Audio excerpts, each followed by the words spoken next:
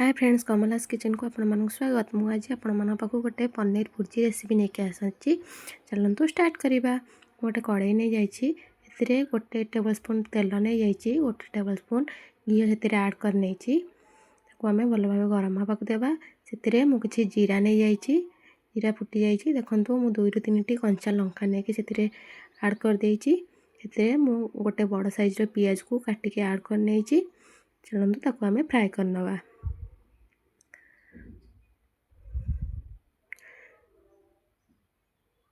देखो पियाज टी आम फ्राए होची। आम पियाज टी भल भाव फ्राए हो गलानी। से आम अदा रसुण पेस्ट देदेबा 2 चम्मच। ताको भल से फ्राए करनवा। देखो आमर अदा रसुण पेस्ट भी फ्राए हो गलानी। से आम 2टी कैप्सिकम काटिक रखी कैप्सिकम को से ऐड करनवा। ताको भल भाव आउ टिके फ्राए करनवा। देखो मु टमाटो काटि नौची। से मुझे टमाटो 2टी टमाटो देदेवी। ताको भी आम भल भाव मिक्स करनवा। देखो टमाटो साथ मुझे स्वाद अनुसार लुण ऐड कर नहीं, जहाँफल कि आम टमाटोटी जल्दी सीझी जाए। देखो ये मु घोड़ाणी ऐड कर देछि। देखो आमर हो गलानी। एठी मु किछि कस्तूरी मेथी नहीं ताकू किछि टाइम पे रोस्ट कर नहीं। ये देखो मो मसला रे किसी बटर नहीं जाइए खंडे ताको ऐड कर देछि। एठी मु हळदी गुंड ऐड करिछि, गुंड मसला ये जीरा गुंड मसला ऐड करछि, धनिया पाउडर 2 टेबल स्पून, लंका गुंड 1 टेबल स्पून।